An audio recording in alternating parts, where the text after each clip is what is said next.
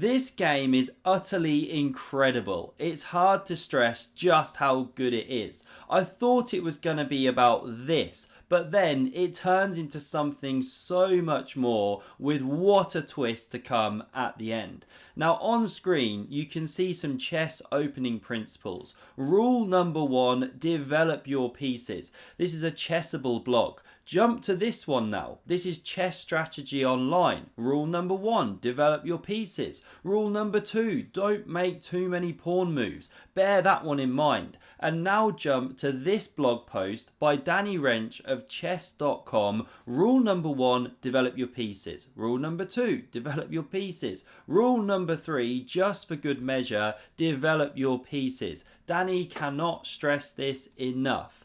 Cue Magnus Carlsen then to turn up to the early title Tuesday, 2nd of January 24, rip up the rule book, start doing stuff like this on move 1, and it just gets better. Keep your eye on this one. His opponent, Alexander Donchenko, goes knight f6. This guy is a top 100 player in the world, very strong German grandmaster. You know, Magnus isn't doing this to cannon fodder. These are serious players, and he gets met with g4. e6 played, now g5, kicking the knight. e4, another pawn push, keep counting them. Now knight b6, a4 on the board, Magnus pushing the second rook's pawn, a5 in response, and now d4, the 6th pawn push in a row. Look at them just coming down the board like space invaders. Just makes you want to say whoosh the way they come down, right? And now knight c6, not the best move. I mean, yes, develop pieces, but probably d5 would have been a bit more prudent there, because finally Magnus develops a piece on move 7, and he's actually got an advantage here with the central space, but pushing pawns creates weak squares behind. Remember that. So e5 now played. Weird looking move. You know, the computer here preferred d5, way more natural, but this one selected. Magnus captures, knight takes. What does he do now? Well, obviously pick up the pawn, push it down the board. Look at those ones, an army of foot soldiers. This knight meekly returns to c6 and bishop e3. Magnus now doing great out of the opening. We get bishop b4 played, and now this move just wouldn't occur to me at all. I'd be looking to develop my king side here, something to that effect, get the king to safety, but Magnus takes on b6. He gives up the bishop pair, which so often the strong players want to retain, but it's actually a great move, and it's all to do with pawn structure, and now the domination of this d5 square highlighted by bishop to c4. Huge development problems for black. So queen e7 played, e4 about to drop because the knight is pinned to the king. So queen d3 played, covering the pawn, preparing castle's queenside, and that's why now takes was played. Pawn recaptures, you shatter the queenside pawns, and you'd never want that knight landing on d5. So the trade makes sense. And now pawn d5 played, and it's a great move, because if you'd gone d6, you know, you have to push it to develop this bishop. Well, then castle's queenside comes and the pawn's going to drop anyway. But at least in this line, after bishop recaptures, well, you're developing with tempo here. So knight e2 from Magnus, good move, developing. Both players now castle the king. Rook fe8 played, and Magnus goes wrong. I've drawn a bit of paint on the board here. Got carried away earlier. I've been watching too much Bob Ross. No, this is what white should do. Take the bishop on e6, queen recaptures, then push pawn e5. But it's hard to do that. You weaken f5. So instead, Magnus centralizes the rook. So natural, but it allows bishop takes. Pawn takes now, of course, not queen takes, because you don't want your central pawn to collapse. And now you really want to go knight e7 to f5, but the queen sits there. So you chuck in the Zwischenzug, that's how you say it properly in German, an in-betweener move. Check, king g2, the knight can now drop to e7. Sorry, Donchenko flicks in this rook move first, then he goes knight e7, and black is starting to take over the game. The weaknesses Magnus has created with all the pawn pushes coming back to haunt him. So queen d4 now played. Magnus desperate to trade queens, but it's not the best move, because after queen takes on d5, check, we get queen recaptures, knight takes, and you've got a problem with the c3 pawn. f4 could be tender, this one's weak, this one's weak, black in control. So c4 from Magnus, but now knight b4, miserable pawn structure. Knight d4 defends the c2 pawn, and now great move, rook c3. And the most impressive thing about what Donchenko's doing here, look at the clock times. Not many people can hang with Magnus, but he's doing it. So rook e4 played. Now this pawn drops on c4. You're walking into a discovery, but there's no knight checks or anything, so you're okay for now. Magnus doubles the rooks and he sets a sneaky trap. Because if you capture this pawn, then bang, you just got branked. Back and rank equals back ranked, branked. That is a checkmate on the board. And that, by the way, English lesson for the day is a portmanteau. First coined by Lewis Carroll in Alice in Wonderland. Shout out to Dr. Martin Ward, by the way. We had some chats over email. So when you take a word and another word, combine them, breakfast, lunch, brunch, that is a portmanteau. Now, coming back to the game here.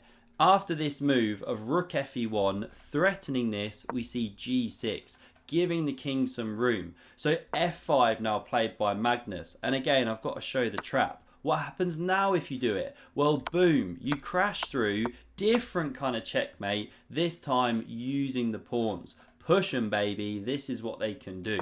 So coming back here, we see g takes on f5, but it wasn't the best. Rook f8 was stronger, but these aren't easy concepts. The problem with this is, yes, you stop the checkmating ideas, but you really activate this knight into the attack. So rook takes on e4 played. Magnus recaptures with the rook. This pawn now drops. Rook e7 going after the black pawns, but b5. Fantastic move, because after Magnus takes, the a pawn is running here, and we have honestly the most fantastic climax to this game. And just before I show you the finish, if you're enjoying these Magnus games, smash the like button, really helps me out, and consider subscribing to never miss a future game. Now after a4, Magnus chucks in the check. He has to drum something up against this king.